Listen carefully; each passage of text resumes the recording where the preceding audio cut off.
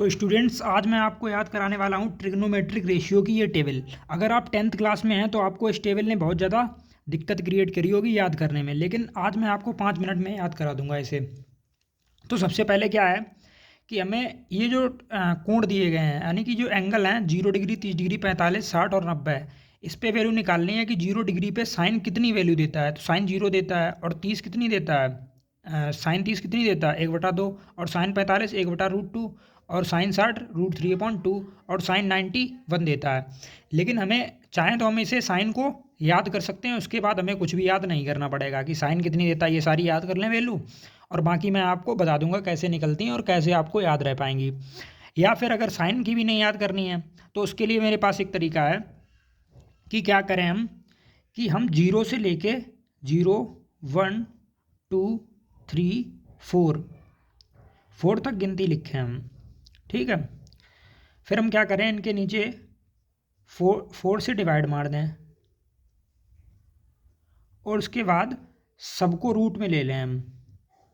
अगर हमें याद करनी है, पता करना है ये कहाँ से आता है। ठीक है, तो देखो 0/समथिंग क्या होता है 0।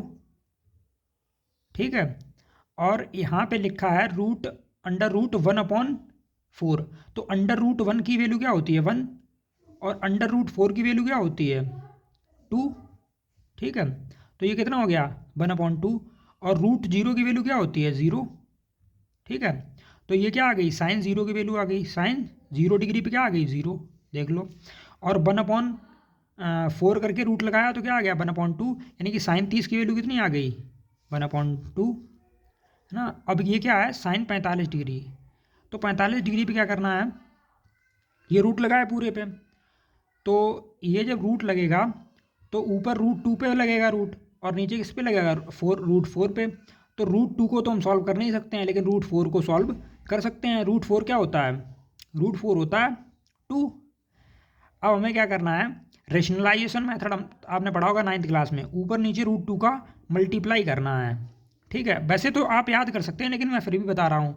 तो ये क्या हो जाएगा, ये हो जाएगा 2, √2 इंटू √2 क्या होता है 2, और ये क्या होगा 2 √2।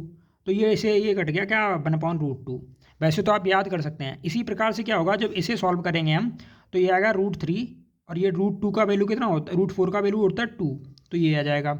अब ये से ये कट गया क्या हो गया 1, √1 की वैल्यू क्या होती है 1, तो देखो 90 की भी वैल्यू आ गई। हालांकि आपको ये याद कर लो तो कोई दिक्कत नहीं है, एक तो याद हो ही गई होगी आपको अब तक। तो साइन की क्या होती है, साइन 0 पे 0, 1/0 तो यही तो आएगा, साइन 0 की 0, साइन 90 का 1, साइन 30 का 1/2, साइन 45 का 1/√2, और साइन 60 का √3/2, और साइन 90 का तो 1 होता ही है। अब हमें याद कुछ भी नहीं करना है। अब क्या करना है देखो, अब कॉस की हमें निकालनी है, तो कॉस में पीछे से लिखते चले आओ। देखो साइन का जो 90 होता है वो कॉस का होता है 0, यानी कि 1, और ये 30 का होता है √3/2, इसका यही हो जाएगा 1/√2, और ये वाला इधर आ जाएगा। साइन 0 का 0 होता है, तो इधर कॉस 90 का क्या हो जाएगा 0। यानी हमने क्या किया, इसकी कॉस की वैल्यू को इधर पलट के लिख दिया, ये वाला इधर आ गया, ये वाला इधर आ गया, ये वाला इधर, और ये वाला इधर, ये वाला इधर, पलट दो, कॉस की वैल्यू आ गई। अब हमें निकालनी है टेन की वैल्यू। अच्छा, टेन की वैल्यू निकालने के लिए आपने क्या पढ़ा होगा, टेन थीटा का एक फॉर्मूला पढ़ा होगा। क्या होता है, टेन थीटा इक्वल टू होता है sine theta upon cos theta. यानी कि साइन को ऊपर रखना है, कॉस को नीचे रखना है, और डिवाइड मार देना है, टेन की वैल्यू आ जाएगी। तो देखो हमें टेन 0 की वैल्यू चाहिए, यानी कि ये वैल्यू चाहिए हमें टेन 0 की। तो हमें क्या करना है, sine theta upon cos theta होता है। तो देखो साइन थीटा कितना है, साइन साइन 0 कितना है, साइन 0 0 होता है, और कॉस 0 क्या होता है 1। तो देखो sine theta upon cos theta में डालेंगे 0/1। तो 0/समथिंग क्या होता है 0, यानी कि टेन 0 की वैल्यू कितनी आ गई 0।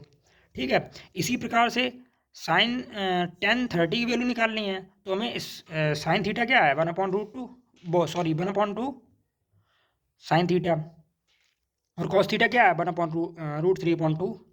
जब हम डिवाइड मारेंगे तो क्या हो जाएगा 1/2 इंटू 2/√3, ये से ये कट जाएगा, ये से ये कट गया, तो कितना बचा 1/√3, यानी कितनी वैल्यू आ गई 1/√3।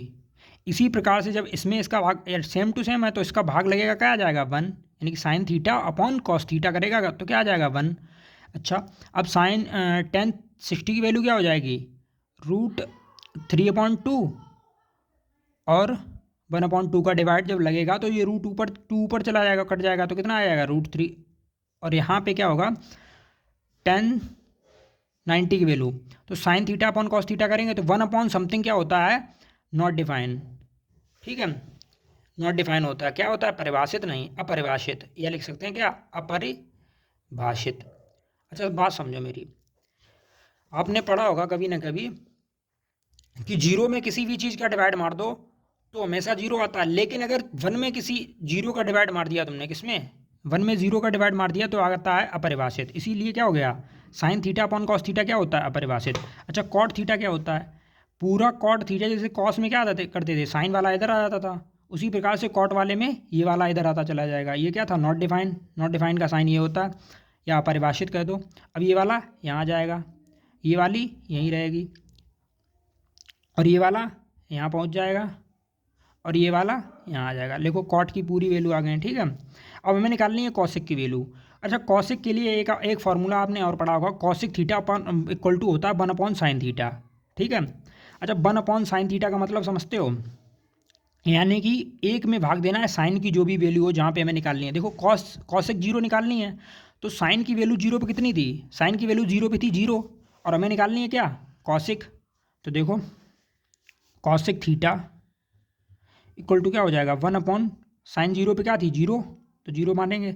अच्छा 1/0 क्या होता है, नॉट डिफाइन, तो कॉसिक 0 क्या आ जाएगी, नॉट डिफाइन, ठीक है। अब हम निकालेंगे 30 पे साइन कितना था 1/2, तो कॉसिक कितना होगा, कॉसिक कितना होगा, कॉसिक थीटा कितना होगा 30 पे 1/1/2, तो इसे जब सॉल्व करेंगे तो कितना आएगा 2। यार एक में 1/2 का भाग लगेगा तो यही तो आएगा। तो यहाँ पे क्या हो गया, कॉसिक 30 क्या हो गया 2, और 45 क्या हो गया।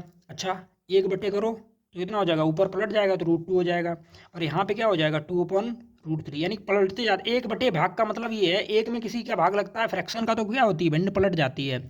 अच्छा 1 में 1/1 करेंगे 90 पे, 1/1 होता है कितना, देखो कॉसिक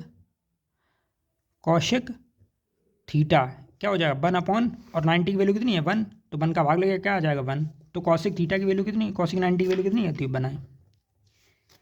इसी प्रकार से जो कॉसिक थीटा होता है 1/cos थीटा होता है, ठीक है। कॉसिक थीटा क्या होता है 1/cos थीटा, तो कॉसिक थीटा निकालना है हमें, तो इसके में एक भाग लगेगा पूरा, क्योंकि 1 बटे कॉस होता है। तो देखो कॉस की वैल्यू कितनी है 1 0 पे, तो एक में भाग लगेगा क्या आ जाएगा, एक ही आ जाएगा। इसमें भाग लगेगा फिर क्या आ जाएगा 2/√3। भाग लगने का मतलब ये है, फ्रैक्शन में जब किसी फ्रैक्शन का एक में भाग लगता है तो क्या होता है, फ्रैक्शन पलट जाती है, भिन्न क्या होती है पलट, देखो पलट गई। यहाँ पे भी क्या होगा, पलट जाएगी भिन्न, तो क्या आ जाएगा √2, ठीक है। और यहाँ पे क्या हो जाएगा, इसका पलटेगा तो क्या आ जाएगा 2/1 क्या होता है 2 ही होता है। अच्छा 0, अच्छा पलटना ऐसे एक का भाग लगाना है 0 में तो क्या आ जाएगा, इसी प्रकार से इन्फिनिटी। या आप इसे कॉसिक को ऐसे याद कर सकते थे, सेक को कॉसिक का तो हमने निकाल लिया था, अब सेक का भी कॉस की तरह, ये वाला यहाँ जाएगा, ये वाला यहाँ जाएगा, ये वाला यहाँ, ये वाला यहाँ, ये वाला यहाँ। Thanks for watching.